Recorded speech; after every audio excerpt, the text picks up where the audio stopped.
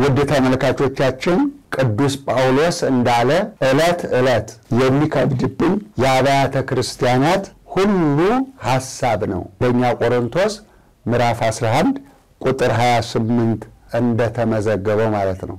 እኛም እለት የሚያሳስበንና እናንተንም የምናሳስባችሁ ረዳት የሌላችሁ በሳምንት አንድ ቀን የአብያተ ክርስቲያናትን ጉዳይ አቅርበን የገጠር ቤተክርስቲያኗን እንድትረዱ በአስራት በኩራታችሁ በገንዘባችሁ በማትሪያልም በሁሉም ይህ በቴሌቪዥንና በእማማ ሚዲያ የምናቀርብላችሁ ከቦታው ተቀርጾ የመጣውን ቪዲዮ ይሄው በቤተክርስቲያኗ በተከፈተው የባንክ ሂሳብ ቁጥር በቀጥታ እንድትረዷቸው እንድታግዟቸው ለእናንተ አቅርበናል።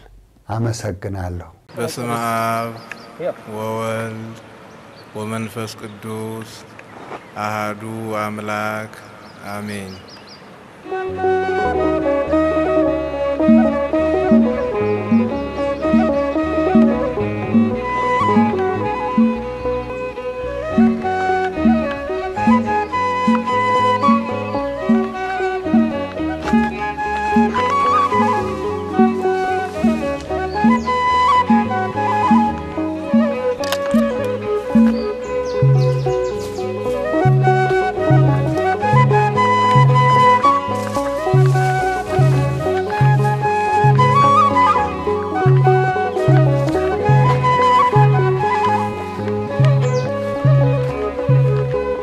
በደወሎ ሀገረ ስብከት በአምባሰል ወረዳ ቤተ ክህነት ስር በ03 ቀበሌ አስተዳደር ውስጥ የሚገኙ አብያተ ክርስቲያናት ቋጤ ደብረሳል ቅዱስ ሚካኤል፣ ሮቢት ቅዱስ ጊዮርጊስ፣ ፍልፈላ ደብረ ገነት ቅድስት ኪዳነ ምሕረት፣ ሶከኬ ደብረ ጽዮን ቅድስት ማርያም የሚገኙባት ቀበሌ 03 የምትባለው ናት።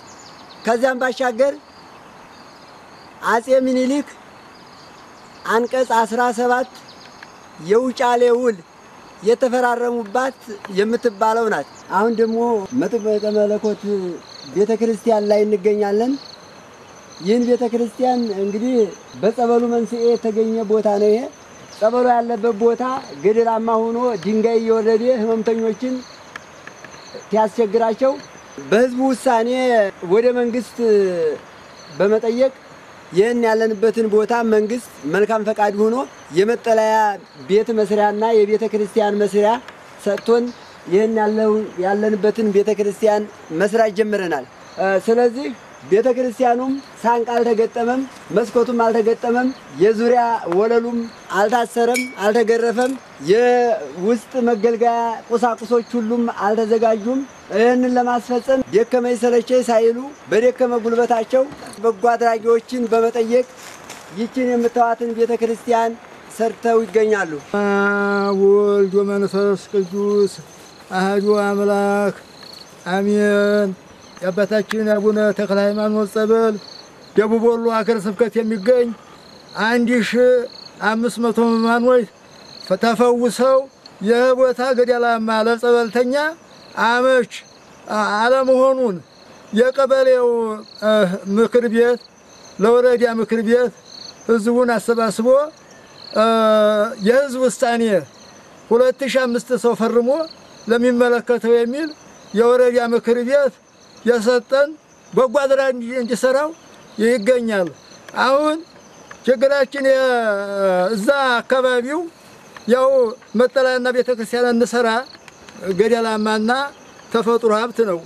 አሁን ይህን ቦታ መንግስት አመሻሽቶ አሁን የምታዩትን የመቃኞ የሰራንበትን እና ትንሽው ቤተልሔም የተሰራበትን ቦታ መንግስት አመሻሽቶ በደብተር አውጥቶ ሰጥቶን ይገኛል። በበጎ አድራጎች ይችን ቤተክርስቲያን እንደምታዩት ይችን ደግሞ ቤተልሔም ያው ተጀምራለች እና ወደፊት ሐሳባችን ጸበሉ ተወጥቶ እዚሁ መጥምቀ መለኮት ቤተክርስቲያን ስር እንዲመጣልን ነው። ደግሞ መብራት እንዲገባ ይች መቃኞ ናት። ገንዘብ ብናገኝ ህንጻ ቤተክርስቲያን ለመስራት ነው ሐሳባችን። ለፍጻሜ ያብቃን።